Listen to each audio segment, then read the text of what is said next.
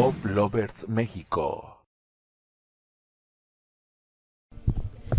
Hola amigos, estamos aquí con el señor Brian Ray, un gran productor musical, está en la Ciudad de México con motivo del lanzamiento de Camouflage de Bea Shantal.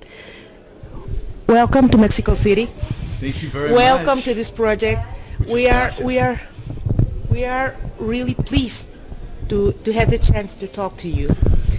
We would like to start talking about your career. You've been your whole life in music. Yes. Rock is your first love, isn't Yes. it? Yes, no doubt. But what about soul? Rock and roll R&B is my first love. When I was first introduced to rock and roll, I was 3 and 4 years old, and it was a world that invited me with exciting possibilities. When I was about 5 or 6, I received a transistor radio for Christmas. You remember the old transistor Yeah, radio of course. with the I know one that. wire and one earplug, you know. Great.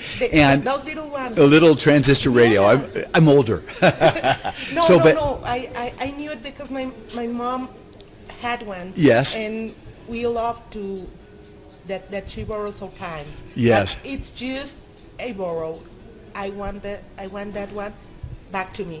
Yes. Okay, Mom, it's okay. Yeah. So I had this radio, and this was before FM radio. This is just AM radio. Yeah, of course. And there was one station that was very, very strong, but it was very strong only at night because it was a pirate radio station, and it boasted 500,000 watts of power or something like this.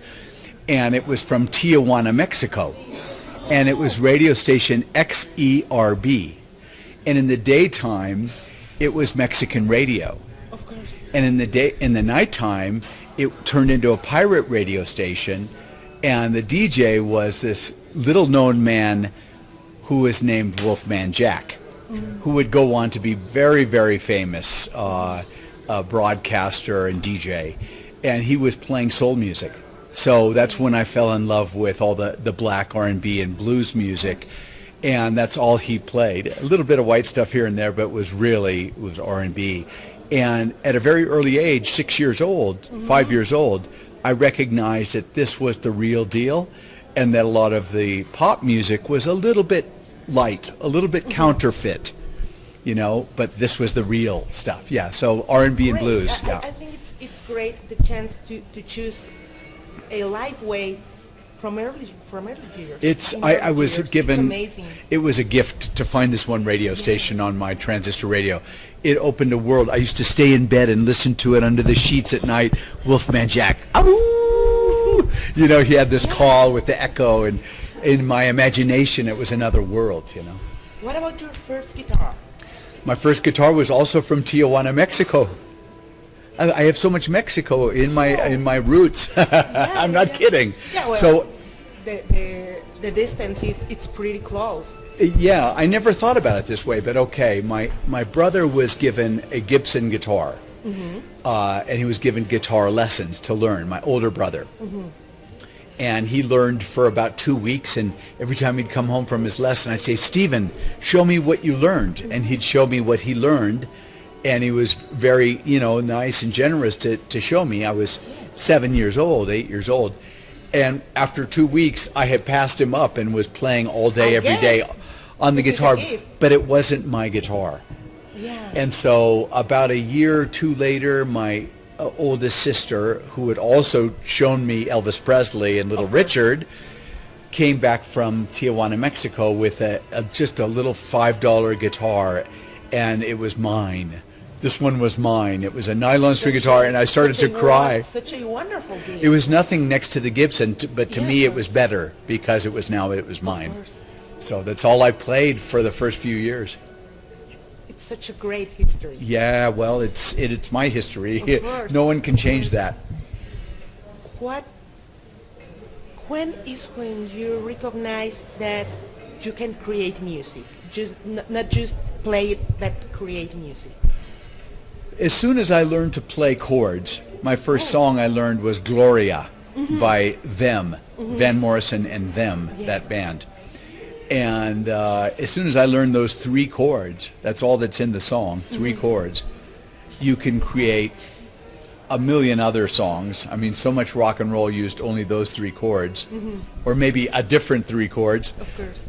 But so I started writing songs from a very early age, sometimes rewriting other people's songs and saying I wrote it, you know, early plagiarism. But I was creative, and I was trying to write at a very early age, yeah.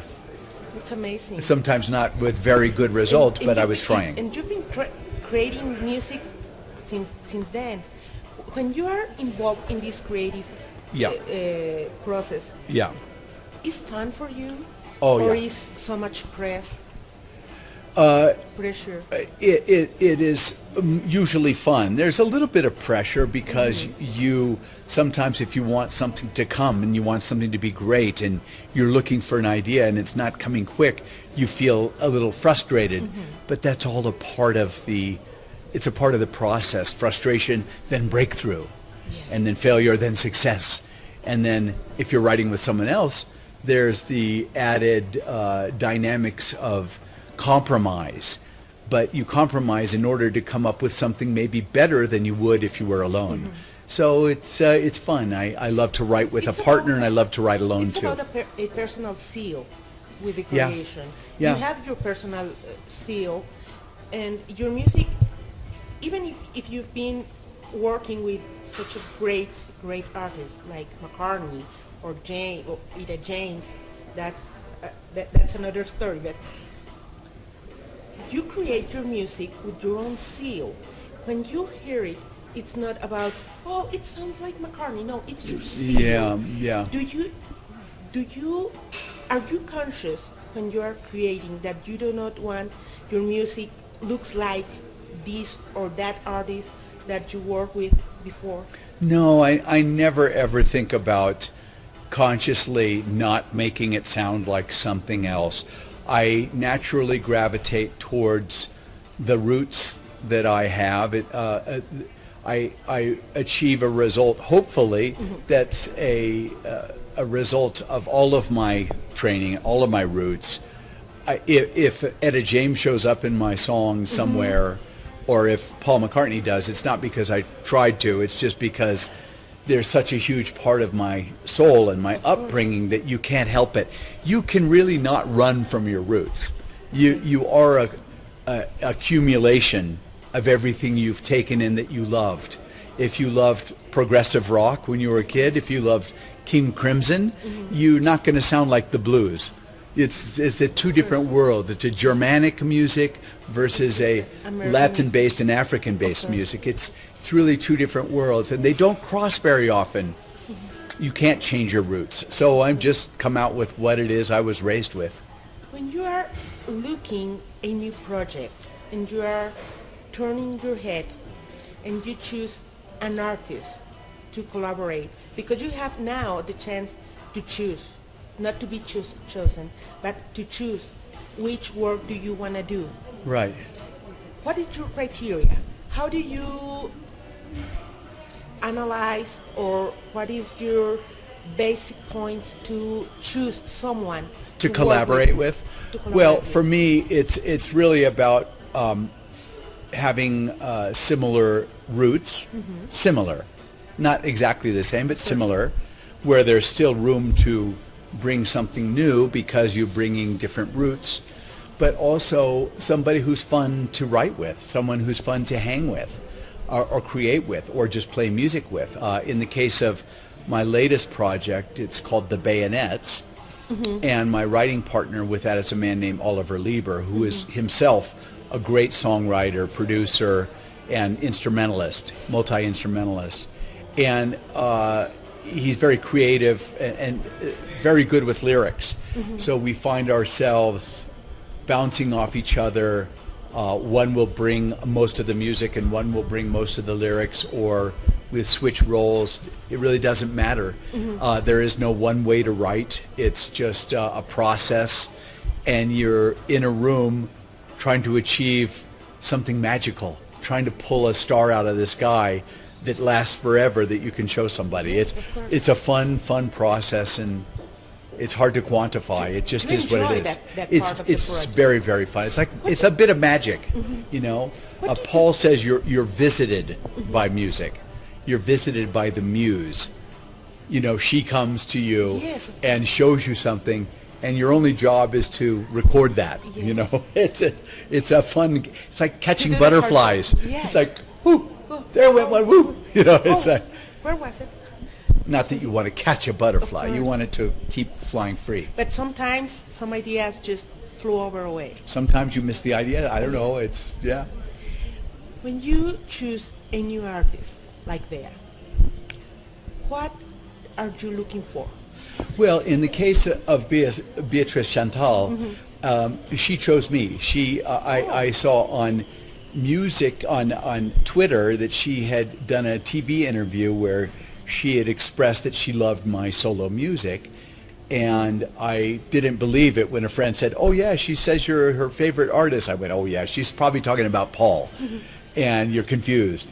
And then I looked it up, and yes, she was talking about my music. So I thanked her online, I think on Twitter publicly or in a private message, and we became friends. This is years and years ago. She came to a Paul McCartney show, and you know, we said hello and met. That's really it. It's just been a friendship and a musical collaboration, where later she decided she wanted to start recording some new material, and from very early on on social media, she says, "I want to record your music," and I said, "Great," and then finally she did, Sometime in life. and here we are, some 5 years later, and we're recording. She's recorded music of mine, and it's Yes. about to come out. When you have worked for such a long time, collaborating with such great artists, you choose to do a solo work. Yeah. You were in a comfortable place, but you choose to take a risk. Yeah. Well, I think risk is really important in art. If you're safe in art, it's probably not going to be very interesting. I'm sorry. You really need to take a risk. You need to challenge your listeners. You need to challenge yourself, and you need to take a risk. Yeah, a gamble. Yeah, and this is interesting for her to use a song of an American singer-songwriter artist. These songs aren't born as sort of, you know, Latin American songs, but her producer, Luis, and Beatrice turned them into very sort of rhythmic, kind of sexy, cool, and did a translation that made sense in her language to create a campaign, and I'm very honored about this, against domestic abuse and violence in the house. And she chose a good song for that. I think the lyric is very good for a woman to embrace her individuality. Great. Yeah. And then you take another risk. Yeah. When people, I don't want to be rude, but Go ahead. people- Be rude. I don't want to be rude, but people in some time of its life, about 4 years later of career, they try to look a comfy zone, a comfortable zone, and you take another risk with the bayonets. Oh yeah, that's true. Yeah, and that was I understand that you love risk, of course. yeah. But why not do it by solo? Did you miss the band? Being with the band? No, it's a very simple thing. I had done, you're right, 2 solo albums that I enjoy very much. And the third album with the Bayonets, my most recent album with the Bayonets, it was just to try something different. Honestly, it was my songwriting friend, Oliver. I wrote sort of 4 or 5 songs on the first album, 3 or 4 songs on the second album with Oliver. And I came to him to write another solo album. And he said, I want to do it. He says, let's do it as a band. And I said, okay. It was that simple. It wasn't missing something or wanting something new.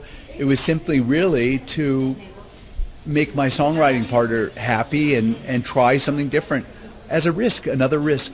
So we decided with this new entity, the Bayonets, could be different than Brian Ray. How would it be different? What is this new sound? What is it? And I had a sound in my mind, was like sort of 50s sort of, stripper drums, sort of like cool, like, like late 50s drumming and late 50s guitar hero like Dwayne Eddy or Link Ray, something low and mean and very authoritative and dark and male. And adding in a female voice, a woman from Argentina named Lucrecia Lopez Sanz, and adding in, she has a little accent, so you hear Spanish influence, and we just said it was something crazy, something wild, and something a little darker, but still very pop. Exactly. Yeah. Exactly. So I want to change a little bit. Okay. About it. You are pretty vocal about your politics view. Very. Very. You never were tempted to involve in politics? No. Being involved in politics literally would be of no interest to me. What is interesting to me is to voice my opinions about whatever it is that I feel about the world we find ourselves in now. And I was raised, thankfully, musically into a world where that was what you did. In the 50s and 60s, we had early folk music. So at the same time I loved R&B, I was discovering black radio, as I said. I was also largely influenced by my sister Jean, who turned me on to rock and roll. She was a folk artist. And in folk music, you speak about social issues and political issues, cultural issues. And you had Pete Seeger, and you had Ledbetter, and you had Odetta, and you had these people who built this long canon of very political music. And you had Bob Dylan, you had my sister Jim and Jean, Phil Oakes, you had these marvelous people. And then of course that led into rock and roll meeting folk music and coming together with this cultural big bang of the 60s where people did speak their mind. And at the same time that it was happening this in music, it was happening in social and politics. Oh yeah. Yeah, it was a big bang. Yes. 60s was a big bang. Do you feel that in this This moment, we have a soundtrack for what is happening, about what is happening now? No, sadly right now we're missing the soundtrack. We have the happening, but the soundtrack is a little bit missing. For my taste, pop music has become a popularity contest, as pop music is. It's called popular music, pop music. So it is a reflection of what is popular on the radio. But I think there are a lot of pop artists who are very safe in terms of the content of the meaning of their lyrics. In rap, they take a lot of chances, but that isn't as widely observed and listened to as, say, some of the protest music in the 60s was. I'm sad to say, like, rap music is very important, talking about what's going on, reflecting what's going on in our culture. But, I think that we have this backdrop now with this new surprise presidency of a Donald Trump that will wake up a lot of artists. We hope so. Yeah, I would think so. It would be a great chance. I would think so. In 2005, did you sleep at all? Did you sleep at all? I mean, it was so full year. You did in 1 year what another artist take a decade. 2 albums with Sir Paul McCartney, an album of yourself, and another from, I missed the name, Robinson. Smokey Robinson. No, it's another one. I wrote it. I'm sorry, I just forgot the name. It's but okay. You did four different works. Something amazing for an artist who has already a name. Why do you pressure that much? Well, I've always been very, very driven. It's not really pressure; it's excitement. You know, I've always gone towards excitement and towards risk and towards more, and maybe And more. excess and more and more. And more and But more. you know, it's just when a wave comes, and if you like to ride waves, you swim for the wave and take the wave. Even if you crash, you take the wave. You know. Yes, you can handle 2 or 3 creative process at the same Sure. time. You are always that way, or it was just part of the way? No, I think from a very early age, I was ambitious, and I wanted big things, and I saw that to do big things, you had to take risk again, First. and you have to put yourself out there, and so I've just been naturally that way.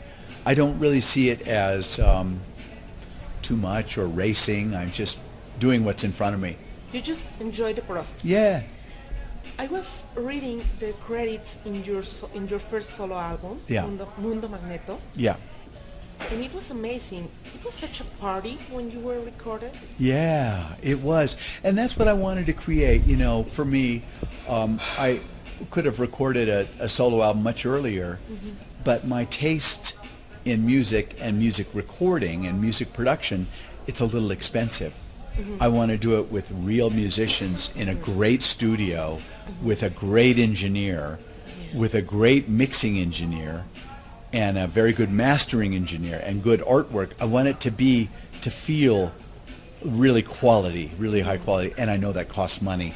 So it was really not until I had worked with Paul for a few years and saved a few dollars that I could afford that. And that's why it took so long to do a good solo album, or to do a solo album the way I wanted to do it, the quality I wanted to do it, was, you know, as a result of working with Paul for a while. And also the inspiration that comes from working with a genius like Paul McCartney.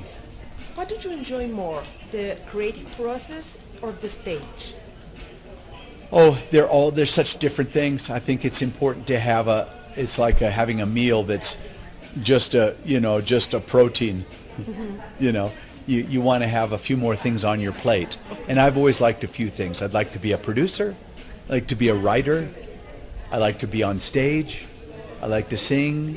But I also like to be beside Paul and help him shine by being a part of his band.